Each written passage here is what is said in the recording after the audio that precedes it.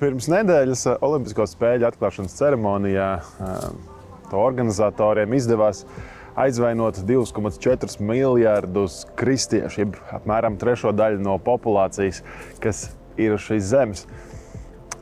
Un tad bija daudz dažādi varianti, komentāri, viedokļi, kā kristiešiem vajadzētu reaģēt.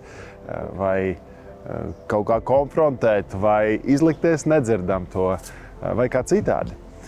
Es domāju, mēs katrs skatījāmies vai neskatījāmies Olimpiskās spēles, aizvainoja mūs tas vai nē.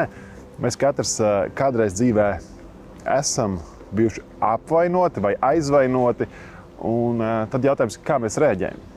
Šajā svētdienā es gribu domāt par aizvainoto kristieti, jeb par tevi un mani, un kā mums vajadzētu rīkoties. Un ko Jēzus saka? Arī Jēzus saviem mācekļiem vairākās reizēs pamācīja, kā rīkoties brīžos, kad viss nenotiek pēc viņa prāta.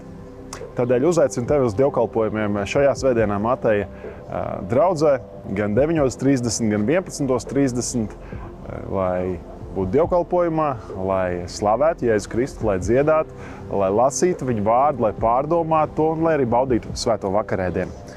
Uzaicinu tevi uz dievkalpojumiem Matejā klātienē, bet, protams, arī Facebook un YouTube tiešraidēs tie tiks translēti. Tādēļ tiekamies šajā svētdienā Matejā.